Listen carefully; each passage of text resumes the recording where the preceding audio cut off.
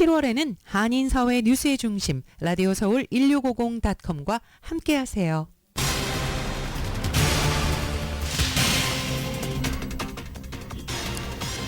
독립기념일 이브이던 어젯밤 롱비치에서 보트 한 대가 바위와 충돌하면서 11명이 사상했습니다.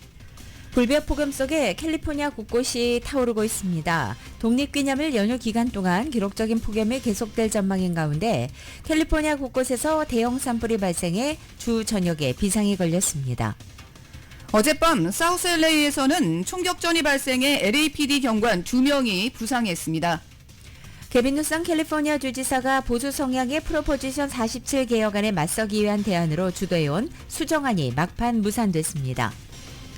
민주당 안팎에서 사퇴 압박을 받는 조 바이든 대통령이 측근에게 향후 수일 내 여론 동향에 따라 후보직을 포기할 가능성을 거론했다는 보도가 나왔지만 백악관은 바이든 대통령이 대선 출마 포기를 고려하고 있지 않다면서 완주 의지 고수를 밝혔습니다. 하지만 민주당 내에서는 이미 조 바이든 대통령의 사퇴 여부가 아니라 사퇴 방법이 논의되고 있다고 소식통이 전했습니다. 이런 가운데 조 바이든 대통령 선거 캠프가 트럼프 전 대통령과 겨냥한 새로운 광고를 내놨습니다. 11월 대선에서 트럼프 후보의 승리 가능성이 더 커지고 조 바이든 대통령의 중도 하차 여부가 시선을 끌면서 금융시장에 미칠 영향에도 관심이 커지고 있습니다. 한편 연준의 통화정책을 결정하는 위원들이 미국의 인플레이션이 진전을 보이고 있지만 기준금리를 인하할 만큼 충분치 않는 것으로 보인다고 어제 FOMC 회의록을 통해 밝혔습니다. 미국에서 젖소를 통한 고병원성 조류 인플루엔자의 인체 감염 사례가 4번째로 나왔습니다.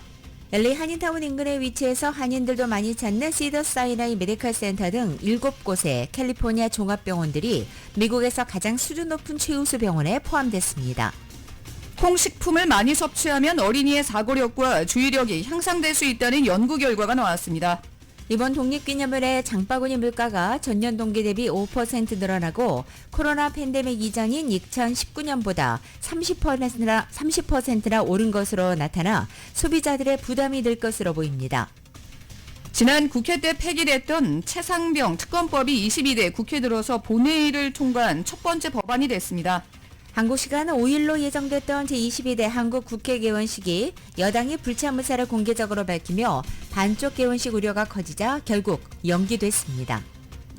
오늘 아침 현재 원달러의 환율은 전날보다 10.2원이 하락한 1380.4원을 기록하고 있습니다. 남가주의적 오늘도 대체로 맑겠고 LA 한인타운 낮 최고 기온 82도 예상됩니다. 이 시간 주요 뉴스는 하늘 위 호텔 세계 최대 항공기 아시아나항공 A380에서 차별화된 서비스를 만나보세요. 고국까지 편안하고 안전하게 모시는 아시아나항공 제공입니다. 여러분 안녕하십니까? 김윤정입니다. 안녕하십니까? 정현호입니다. 청자 여러분, 독립기념일 잘 보내고 계십니까?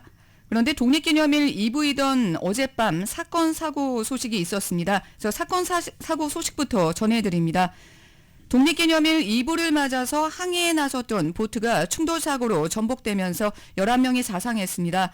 어젯밤 9시 30분 롱비치에서 운항하던 로스 알라미토스 베이 제트 보트가 바위와 충돌하면서 1명이 숨지고 10명이 부상했습니다.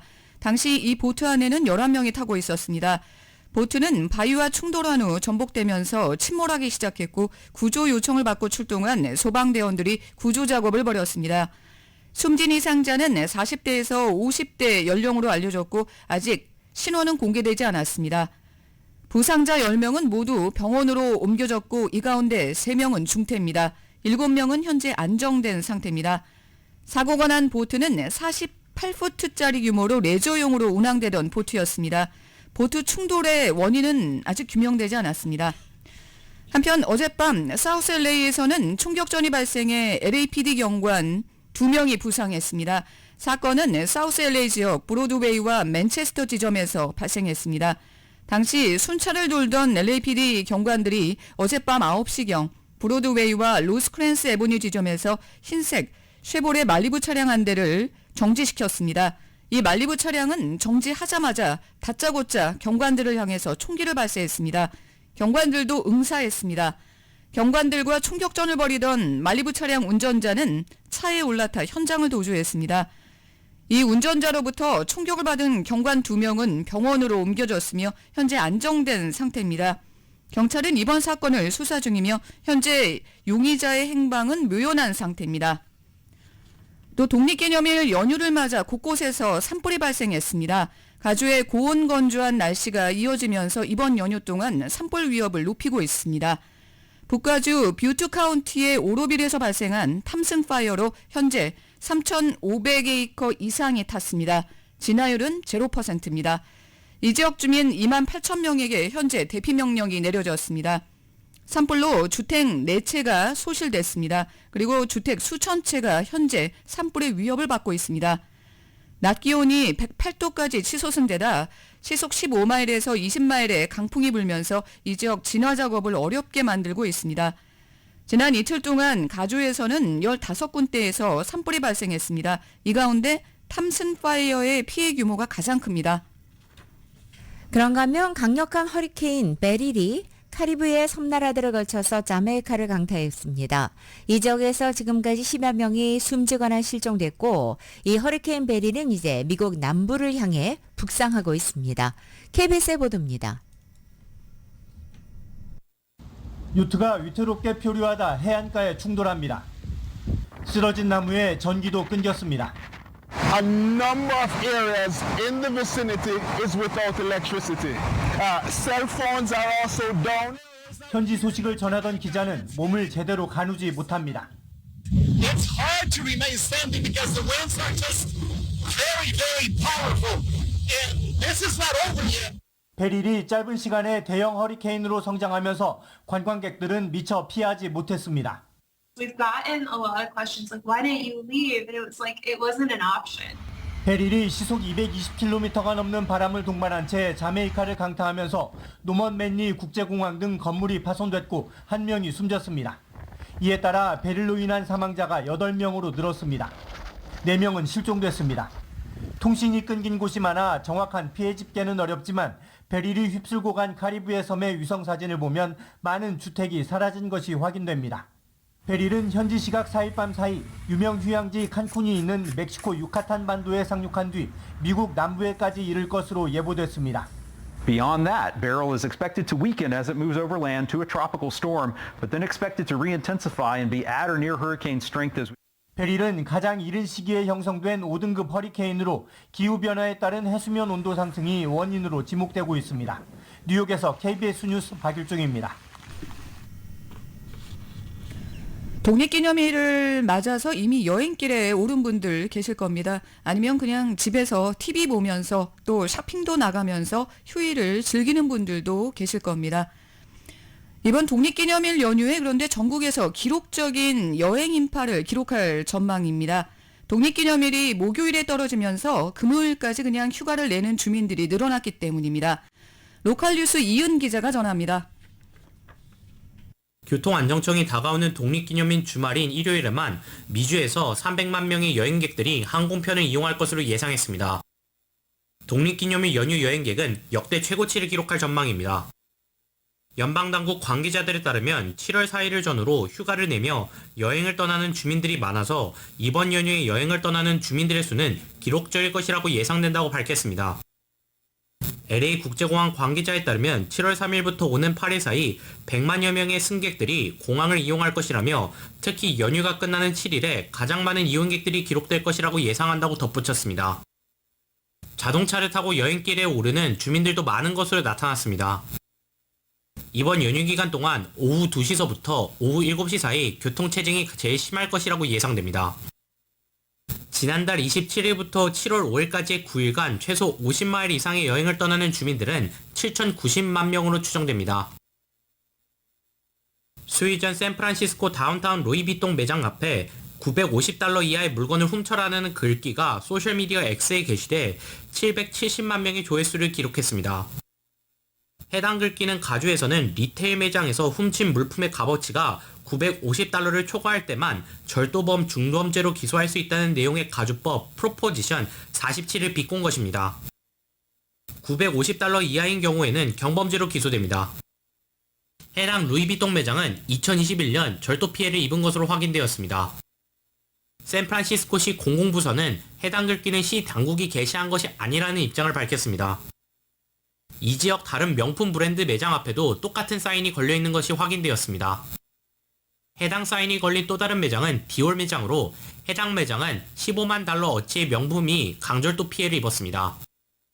프로포지션 47을 개혁해 절도 행각에 대한 처벌을 강화하기 위한 주민 발의안은 오는 11월 선거에 붙여집니다. 라디오 서울 뉴스 이은입니다. 한편 개빈 뉴섬 주지사가 보수 성향의 프로포지션 47 개혁안에 맞서기 위한 대안으로 오는 11월 선거에 붙이기 위해서 주도했던 프로포지션 47 수정안이 막판에 무산됐습니다. 이 소식은 정현호 기자가 전해드립니다. 가주에서 늘어나는 절도 행각의 원흉으로 꼽히는 프로포지션 47의 개혁을 둘러싸고 드라마가 이어지고 있습니다. 절도범과 마약범들에 대한 처벌을 강화하기 위해서 보수 성향의 카운티 검사들과 소매업체들 주도로 오는 11월 선거에서 프로포지션 47의 전면 개혁안이 붙여지는 가운데 이에 대한 대항마로 개빈 뉴섬 주지사가 완화된 프로포지션 47의 수정안을 11월 선거에 붙이겠다고 지난 1일 공표했는데 공표한 지 하루 만에 뉴섬 주지사가 이 계획을 뒤집었습니다. 주지사가 입장을 전격 선회하면서 결국 오는 11월 선거에는 소매업체들과 지방검사들 주도로 마련되는 프로포지션 47 전면 개혁안만 붙여지게 됩니다. 주지사가 마련한 프로포지션 47 수정안은 오는 11월 선거에 붙여지기 위해 당초 3일 밤 주의회에서 표결을 거칠 예정이었지만 표결을 하루 앞두고 뉴섬 주지사는 시일이 너무 촉박하다면서 프로포지션 47 수정안을 선거에 붙이는 것을 포기한다고 2일 밝혔습니다. 소식통은 뉴섬 지사가 전격적으로 태도를 바꾼 이유는 뉴섬 지사가 마련한 프로포지션 47 수정안이 주의회에서 충분한 지지를 얻지 못한 데 따른 것이라고 지적했습니다. 민주당 의원들이 장악한 주의회에서 뉴섬 지사가 필요한 지지를 받지 못하고 있다는 점은 정계에서는 의외로 받아들여집니다. 소식통에 따르면 급진보 민주당 의원들은 주지사가 기본적으로 절도범들에게 처벌을 강화하는 내용의 주민 발의안을 마련한 것에 반발하고 있습니다. 흑인 유권자들도 뉴섬 지사가 프로포지션 47을 수정해서 11월 선거에 안건으로 올리는 것에 반대하고 있습니다. 어떤 방식으로든 프로포지션 47이 수정되면 흑인들이 불이익을 받게 될 것이라는 이유에서입니다.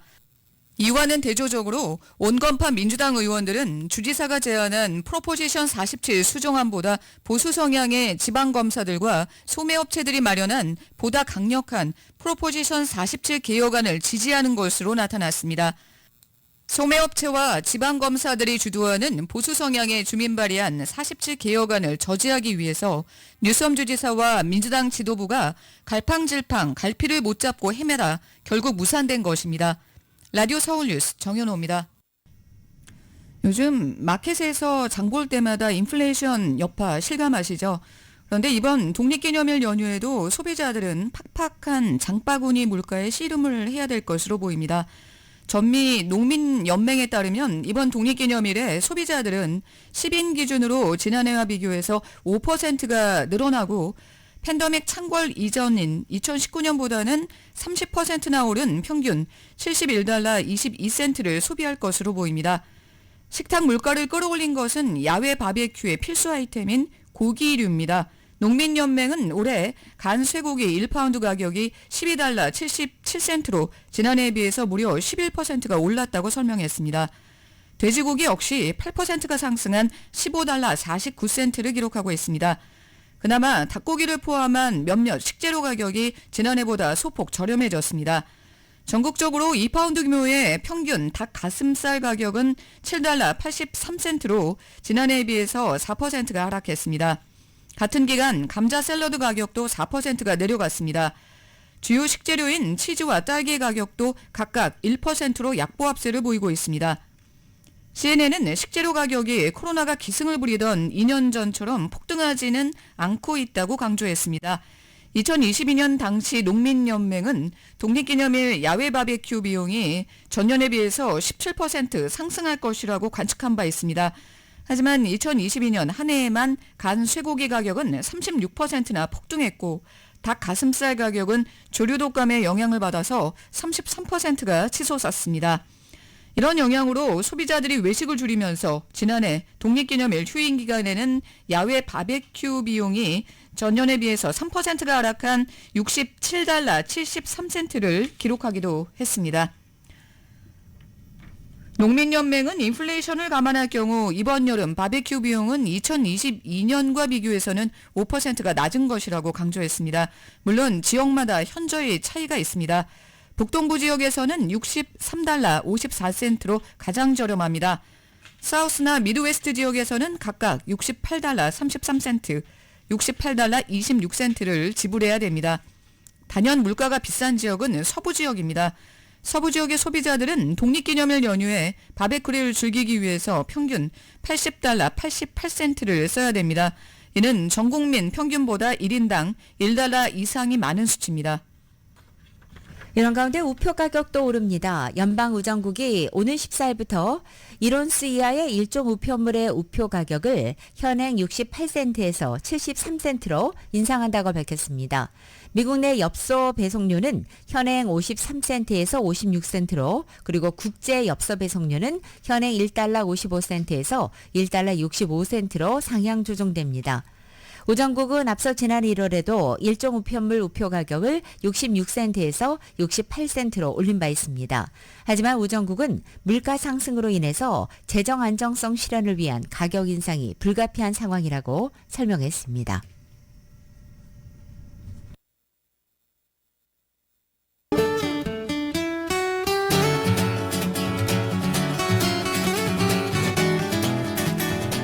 (7월 4일) 목요일 남가주의 날씨입니다. 독립기념일 휴일은 오늘도 남가주 지역 대체로 맑겠고 낮 기온은 어제와 비슷하거나 약간 내려앉는 곳 있겠습니다. 하지만 금요일인 내일 낮 기온은 오늘보다 5, 6도가량 높아지면서 LA 한인타운의 낮 기온이 90도에 육박해 폭염의 기세가 강해지겠습니다. 이번 폭염은 이번 주말까지 기승을 부리다가 다음 주 초반 잠시 주춤하지만 다음 주 중반 때부터 다시 한번 불볕더위를 보이겠습니다. LA 한인타운의 오늘 낮 최고 기온 82도, 밤 최저 기온은 65도, 오렌지 카운티 지역은 85도, 65도, 델리와 일랜드 엠파이어 지역 100도, 69도, 해안 지역은 74도, 65도 예상됩니다. 한국은 오늘 밤사이 전국에 강한 비가 내리겠습니다. 서울의 오늘 아침 최저 기온이 71도, 낮 최고 기온은 82도 예상됩니다.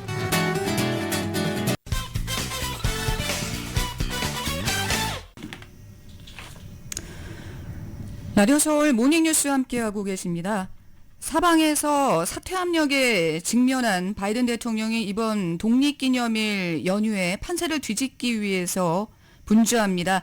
내가 민주당 대선 후보다. 누구도 나를 몰아낼 수 없다. 나는 떠나지 않을 것이다. 바로 이것이 TV토론 졸전 이후에 조 바이든 대통령이 측근들에게 전했다는 단호한 메시지입니다. CNN 방송은 오늘 앞으로 48시간이 바이든 대통령의 거취에 결정적일 것이라면서 이번 주말을 넘기지 않고 바이든 대통령이 자신에 대한 고령 우려를 완전히 가라앉히고 지지자들을 안심시켜야만 앞으로 레이스에 남아있을 수 있다고 전망했습니다. 독립기념일인 오늘 바이든 대통령은 사전에 녹음된 흑인 방송과의 라디오 인터뷰로 일정을 시작했습니다. 대통령은 이 인터뷰에서 거듭 첫 TV토론 당일 굉장히 좋지 않은 저녁을 보냈다라면서 실수했다. 이것은 90분짜리 토론이었다. 하지만 내가 지난 3년 반 동안 한 일을 봐달라라고 호소했습니다. 바이든 대통령은 또 차기 대통령이 최소한 2명 이상의 대법관을 임명하는 것을 비롯해 막대한 책임을 짊어지게 된다는 점을 강조하면서 만약 유권자들이 아무것도 하지 않으면 비난받아 마땅하다라면서 트럼프 전 대통령 재선을 저지하기 위한 유권자들의 지지를 당부했습니다. 지난달 27일 트럼프 전 대통령과의 토론에서 고령 리스크를 그대로 노출하면서 사실상 자멸한 대통령은 민주당 핵심층으로부터 제기되는 심각한 동요와 우려에도 일단 완주 의지를 강력히 내세우고 있습니다. 어제 저녁에는 게빈 뉴섬 가주 주지사를 포함해서 민주당 소속 20여 명의 주지사들과 백악관에서 대면 그리고 온라인 회동을 하고 사퇴 여론 잠재우기에 나서 나름 성과를 봤습니다. 주지사들은 회동 뒤에 바이든 대통령에 대한 변함없는 지지 입장을 밝혔습니다. 바이든 대통령은 오늘은 군 가족들을 초청해서 백악관의 연례 행사인 바베큐 파티를 주재한 뒤에 군 그리고 이제 퇴역 가족들과 독립기념일 축하 행사도 함께합니다. 그리고 대통령은 내일에는 ABC 방송과 심층 인터뷰를 갖고 고령으로 인한 건강과 인지력 논란을 부식시키면서 거취 문제와 관련해 직접 대국민 설득에 나설 예정입니다. ABC는 애초에 일부 클립만 공개한 뒤에 일요일 오전에 전체 인터뷰를 방영하려던 계획을 수정해서 내일 프라임 시간대인 동부시간 오후 8시, 서부시간 오후 5시부터 인터뷰를 전격 방송할 예정입니다. 다만 이 같은 노력에도 TV토론 직후에 잇따라 나오고 있는 여론조사 결과는 바이든 대통령에게 경고의 메시지만 보내고 있는 것이 사실입니다. 전날 나온 뉴욕타임즈 여론조사에서 적극 투표추 기준 트럼프 전 대통령과 바이든 대통령의 지지율 격차는 6%포인트로 벌어졌고 월스트리트저널 조사에서는 민주당 지지층의 76%가 바이든 대통령이 재출마하기에는 너무 늙었다는 입장을 밝혔습니다. 들으신 대로 바이든 대통령을 향한 대선 후보직 사퇴 요구는 잦아들지 않고 있습니다. 이런 가운데 이번에는 민주당 소속의 하원 의원들이 사퇴 촉구 서한을 고려하고 있다는 언론의 보도가 나왔습니다. KBS의 보도입니다. 수십 명의 미 하원 의원들이 바이든 대통령의 후보직 사퇴를 요구하는 서한에 서명을 고려하고 있다고 블룸버그 통신이 보도했습니다. 사퇴 요구 연판장 회람은 민주당 강세 지역에서 재선에 도전하는 민주당 의원들이 주도하고 있는 것으로 전해졌습니다. 지금까지 2명의 민주당 하원 의원이 바이든 대통령 사퇴를 공개적으로 요구한 가운데 미국 언론들은 미 의회의 휴회 기간이 끝난 뒤인 오는 9일을 주목하고 있습니다. 미국 주류 언론들은 연일 바이든 대통령의 후보직 사퇴를 압박하고 있습니다. 뉴욕 타임스에 이어 보스턴 글로브도 사설을 통해 사퇴를 촉구했습니다. 뉴욕 타임스는 특히 바이든 대통령이 며칠 안에 여론 동향에 따라 후보직 포기 가능성을 측근에게 거론했다고 보도했는데 백악관은 오보라고 일축하며 출마 의지를 재확인했습니다. The president responded directly when asked about this question because we said that we would, and the president said it is absolutely false. That's coming directly from him. 이런 가운데 민주당 소속 주지사들 대부분은 바이든 대통령과의 면담 후 바이든 지지를 재확인했습니다. The president was very clear that he is in this to win this. We would stand with him because as Governor Walz said, the president has always had our backs. We're going to have his back as well. 주지사들과의 회동에서 바이든 대통령은 TV 토론 직후 건강 검진을 받았고 이상이 없는 것으로 확인됐다고 말한 것으로 전해졌습니다. KBS 뉴스 황진우입니다. 민주당 내부적으로는 바이든 대통령이 후보에서 내려올 경우에 대비해서 카말라 해리스 부통령을 새 후보로 염두에 두고 그를 중심으로 운집하는 움직임이 벌써 포착이 되고 있습니다. 당장 제프리스 하원 원내대표가 바이든 대통령이 결단을 내릴 경우에 대안으로 해리스 부통령이 최선이라는 견해를 주변에 피력하고 있습니다. 대통령의 오랜 친구이자 지지자인 제임스 클라이번 하원 의원 역시 바이든 대통령이 사퇴할 경우에 해리스 부통령 지지에 민주당이 총력을 기울여야 한다는 입장이라고 신문을 전했습니다. CNN이 TV토론 이후 실시한 조사에 따르면 해리스 부통령이 트럼프 전 대통령과 맞대결할 경우 각각 45%와 47%의 지지율을 기록해서 박빙 대결을 예고했습니다. 반면 조 바이든 대통령과 도널드 트럼프 전 대통령의 지지율 격차는 첫 TV토론 이후에 더 커졌습니다.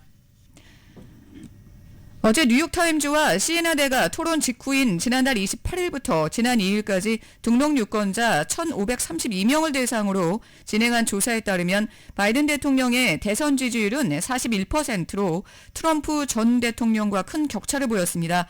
뉴욕타임즈는 반올림되지 않은 득표율을 사용해서 계산하면 두 후보의 격차는 9%포인트에 달한다고 밝혔습니다. 토론 이전 같은 조사에서 트럼프 전 대통령은 바이든 대통령을 6%포인트 앞섰습니다.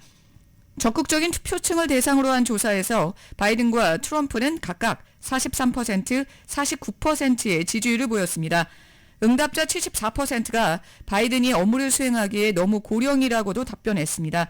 특히 민주당 지지층의 59%, 무당층에서는 79%가 바이든 대통령의 고령 리스크를 우려했습니다. CBS 방송이 같은 기간 유고부에 의뢰해서 등록 유권자 2,828명을 대상으로 진행한 조사에서는 바이든과 트럼프는 각각 48%, 50%의 지지율을 보였습니다. 경합주만 놓고 보면 바이든 대통령은 동일하게 48% 지지율을 유지한 반면 트럼프 전 대통령은 51%로 1%포인트가 지지율이 더 상승한 모양새를 보였습니다. 후보 사퇴 압박을 받고 있는 조 바이든 대통령 선거 캠프가 트럼프 전 대통령을 겨냥한 새로운 광고를 내놨습니다. 인터넷 매체 악시오스에 따르면 바이든 캠프는 어제 내놓은 광고에서 미국 전직 대통령의 재임 중 행위에 대해 형사상 면책특권을 폭넓게 인정한 연방대법원의 결정을 고리로 트럼프 전 대통령을 겨냥한 공세를 퍼부은 것입니다. 바이든 캠프의 새로운 광고는 거의 250년 전 미국은 누구도 법 위에 있지 않다는 믿음 아래 왕에 맞서 건국됐다. 심지어 대통령도 지금까지는 이라면서 트럼프 전 대통령이 반란을 주도했고 첫날부터 독재자가 될 것이라고 위협했다고 공격한 것입니다. 바이든 캠프가 이처럼 광고에서 언급한 독재 발언은 트럼프 전 대통령이 재선에 성공할 경우 독재자가 될 가능성이 있고 민주주의에 위협이 된다는 민주당 측의 비판에 대응하는 과정에서 나온 것입니다. 바이든 캠프의 이번 광고는 주요 경합주에 초점을 맞춰서 100만 달러로 투입해 만든 선거 광고의 일부가 될 것이라고 한 바이든 캠프 관계자는 전하고 있습니다. 대선 후보 토론 이후에 조 바이든 대통령을 향한 자진 사퇴 요구가 거세게 제기되는 가운데 민주당 내에서 더 이상 교체 여부가 아닌 교체 방법을 논의하고 있다는 주장이 나왔습니다. 버락 오바마 전 대통령 행정부 당시 백악관 녹색 일자리 고문을 지낸 벤 존슨은 어제 CNN 방송에 출연해 TV에서 바이든 대통령을 옹호했던 민주당원들이 사적으로는 완전히 다른 대화를 하고 있다고 말했습니다. 사람들은 바이든 대통령을 지키고 보호하며 그 스스로 선택할 공간과 품위를 주고 싶어 한다면서 하지만 지금은 대통령의 사퇴 여부가 아니라 어떻게 사퇴를 시킬지에 대한 대화가 이루어지고 있다고 덧붙였습니다. 또 마쿠에서는 완전한 패닉 상태다라면서 사람들은 법률과 관련된 메모를 돌려보고 있고 PDF 파일들이 왓츠앱을 통해 공유되고 있다. 어떻게 바이든을 교체할 수 있을지 그리고 어떻게 하면 바이든이 존경을 받는다고 느끼면서 사퇴하도록 할지 등 어떤 선택이 있는지 알아내려고 한다고 전했습니다. 그는 아울러 민주당이 카말라 해리스 부통령이 대체 후보가 될 것이라는 가정 아래 이런 대화를 진행 중이다라면서 누가 해리스의 부통령 러닝메이트가 될 것인지가 민주당원들이 답하고자 하는 질문의 하나라고 말했습니다. 반면에 바이든에게 건강함을 입증할 어느 정도의 시간은 줘야 한다는 옹호론도 제기됐습니다. 바바라 박서 전 상원의원은 LA타임즈와의 인터뷰에서 바이든 대통령에게 2주일의 시간을 부여해서 국민들에게 대통령직을 수행할 능력이 있음을 증명하도록 해야 한다고 말했습니다.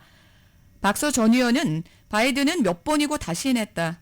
카운트아웃을 당할 때마다 돌아왔다며 그가 한 번 더 할 수 있을까? 글쎄 나는 그 답은 모르겠다. 하지만 그가 해낸 일에 대한 존경을 담아서 그에게 시간을 주자라고 제안했습니다. 그리고 대통령은 국가에 설명할 의무가 있다라면서 대통령은 대본 없이 나와야 한다. 텔레프롬프터 없이 언론과 대중을 마주해야 한다. 그리고 그것이 굉장히 중요하다라고 강조했습니다. 이런 가운데 민주당 전당대회 대의원들이 바이든 대통령을 대선 후보로 선출할지 말지를 결정하기 위해서 충분한 시간을 달라고 요청하고 있다고 악시오스가 보도했습니다. 민주당 전국위원회는 오하이오주가 대선 후보 등록을 8월 7일 마감하기로 하면서 공식 전당대회보다 몇 주 전에 대선 후보 선출만 먼저 진행하는 가상 선출 행사를 열겠다고 예고한 바 있습니다. 고령에 대한 우려가 확산하고 있는 조 바이든 대통령이 업무 중에도 때때로 인지력 저하 증상을 보인다는 증언이 나왔습니다. 바이든 대통령과 사적으로 시간을 보낸 인사 20여 명과의 인터뷰를 근거해서 올해 81살인 바이든 대통령의 인지 능력이 예전과 같지 않다고 AP통신이 어제 보도한 것입니다. 평소에는 집중력을 잃지 않고 예리한 모습을 유지하지만 다른 모습을 보이는 경우가 있다는 것입니다. 바이든 대통령은 당일의 컨디션에 따라 전혀 다른 모습을 보이고 있습니다. TV 토론에서 고령에 대한 우려가 확산한 다음 날 노스캐롤라이나에서 열린 집회에서 바이든 대통령은 강력하고도 자신감 있는 연설로 청중의 환호를 받았습니다. 그리고 지난 3월 연방의회에서 한 국정연설에서도 역시 바이든 대통령은 열정적인 연설을 선보였습니다. 하지만 바이든 대통령은 마이크를 키워도 못 알아들을 정도로 소리를 내지 못하거나 문장을 제대로 끝맺지 못하는 경우도 있다는 것이 지인들의 전언입니다. 특히 저녁에 늦은 시간이 되면 사고의 흐름이 뒤섞이거나 문장 중간에 할 말을 잃어버리는 등 혼란스러운 모습을 보이는 경우가 반복되는 것으로 전해진 것입니다. 정책 문제를 논의할 경우에도 세부적인 사안에 대해서 이해를 하지 못하는 경우가 있다는 회의 참석자들의 증언도 있습니다. 이와 함께 바이든 대통령이 가끔 사람들의 이름을 잊어버리거나 멍한 시선으로 굳어버리거나 또는 방안을 천천히 배회하는 모습을 보인다는 목격담도 있습니다. 대선 첫 TV 토론에서 고령 리스크를 그대로 드러내면서 대선 후보 교체론에 직면한 바이든 대통령이 사퇴 요구 파문을 넘어서기 위해서는 대통령직 수행에 적합한 건강한 상태임을 입증할 필요성을 인정했다는 보도가 나왔습니다. 대통령이 핵심 측근에게 수일 내 여론 동향에 따라 후보직을 포기해야 할 상황으로 내몰릴 수도 있다는 취지로 언급을 했다는 보도와 맞물려 바이든 대통령이 정면 돌파를 통한 완주 의지에도 불구하고 현 상황의 심각성을 충분히 인지하고 있음을 보여주는 대목입니다. 워싱턴 포스트는 어제 익명을 전제로 내부 대화를 설명한 소식통 2명을 인용해 바이든 대통령과 그의 고위팀은 이번 주 민주당 사방에서 성취한 암울한 최후 통첩을 받아들인다고 말했다라면서 신속히 직무의 적합성을 입증하지 않으면 강제로 사퇴를 시키기 위한 중대한 시도에 직면한다는 것이라고 보도했습니다. 몇몇 고문들을 포함해 의회와 고액 기부자, 민주당의 고위 전략가들의 우려가 커지자 대통령은 최근 며칠 동안 측근들과 연락해 자신이 힘든 순간을 겪고 있으며 유권자들에게 대통령직 수행 능력이 있음을 증명해야 한다는 점을 시인했다는 것입니다. 바이든 대통령을 비판하는 사람들은 그가 TV 토론 직후 발생한 패닉 상태에 직접 수습에 나서지 않은 상대적인 무대응에 충격을 받아왔다고 전했습니다. 바이든 대통령이 의회 지도자와 전화 통화를 시작하고 ABC 방송과의 좌담 인터뷰 일정을 잡고 주말 유세 일정을 발표한 것은 최근이었습니다. 민주당 고위 전략가들은 대통령이 다음 주 일정을 흠잡을 데 없이 수행하더라도 공개 여론조사나 내부 여론조사에서 심각한 균열이 나타나면 그를 구할 수 없을 것이라고 말했습니다. 바이든 캠프와 백악관은 독립기념일 휴일 이후에 이어지는 행사들이 유권자나 당 내부의 인사들을 안심시키기를 바라고 있습니다.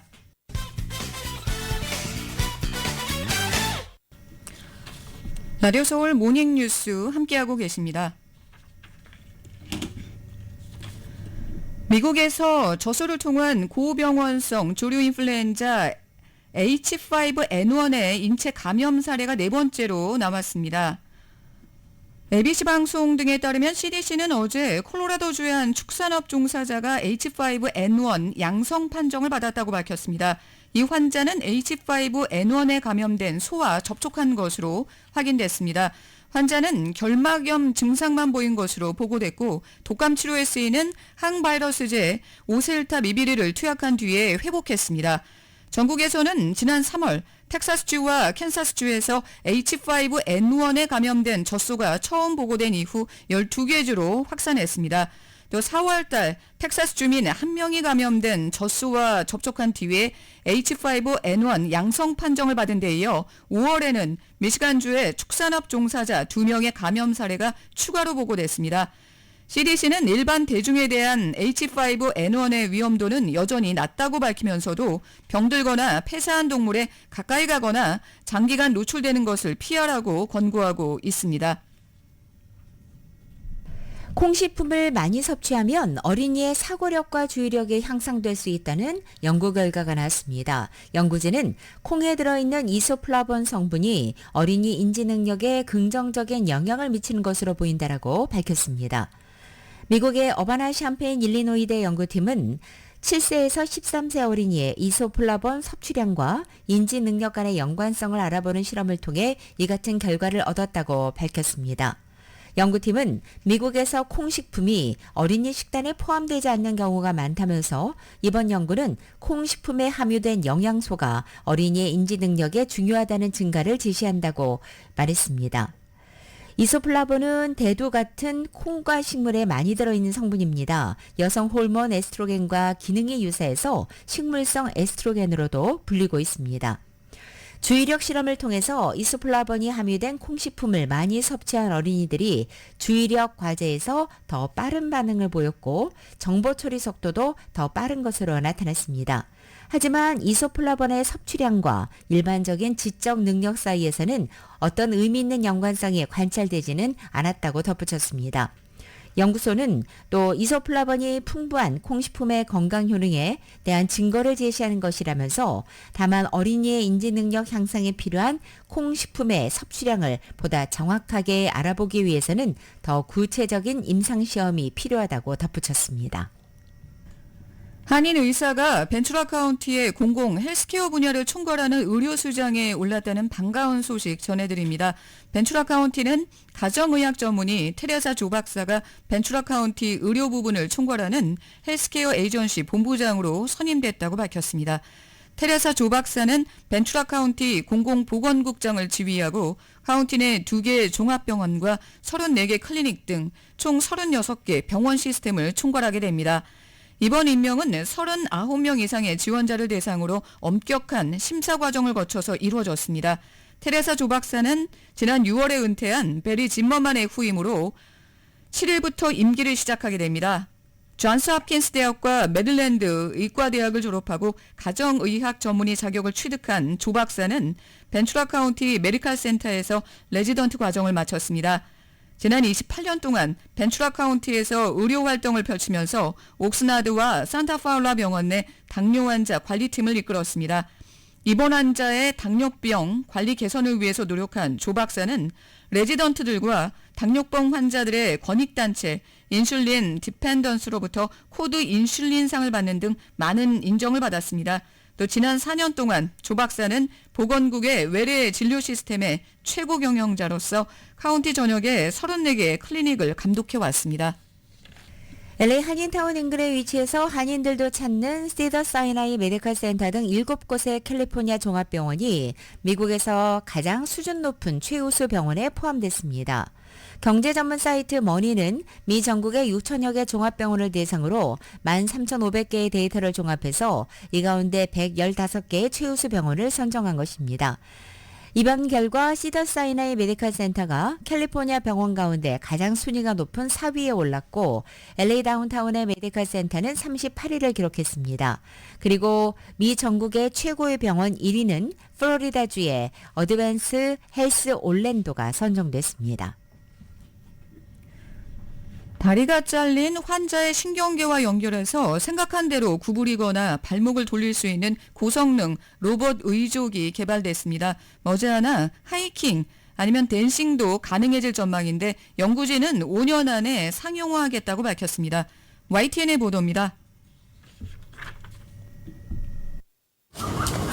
기존 의족과 새로 개발된 로봇 의족의 성능을 비교한 영상입니다. 로봇 의족을 착용했을 경우 동작이 훨씬 빠르고 자연스럽습니다. 경사로나 계단처럼 장애물이 있는 환경에선 더욱 뚜렷하게 성능 차이가 드러납니다.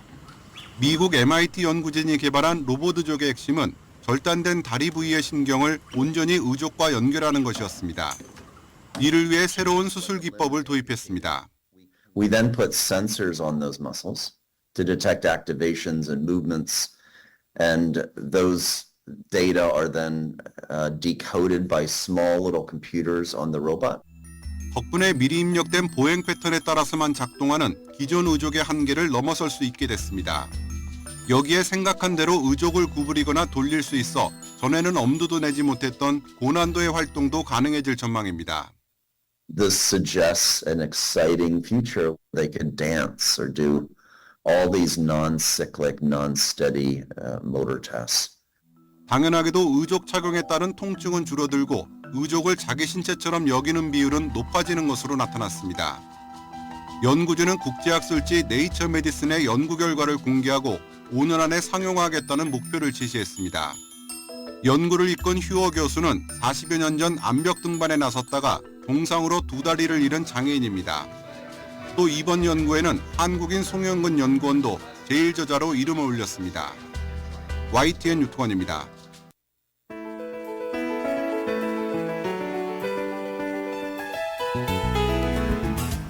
네, 오늘 밤 독립기념일 불꽃놀이 구경에 나서는 한인분들 많으실 텐데요. 특히 이 어린 자녀 둔 분들은 아마 오늘 불꽃놀이 구경 놓치지 않고 하실 겁니다. 근데 요즘에는 개인적으로 불꽃놀이 하는 경우가 참 많습니다.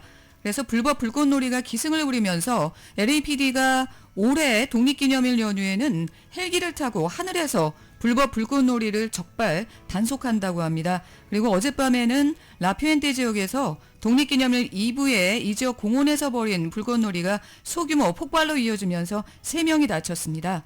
안전한 독립기념일 연휴 보내십시오. 지금까지 라디오 서울 모닝뉴스 진행의 정현호, 김윤정이었습니다. 잠시 후 9시에는 강희신의 오늘의 미국이 방송됩니다. 함께해 주신 여러분 고맙습니다.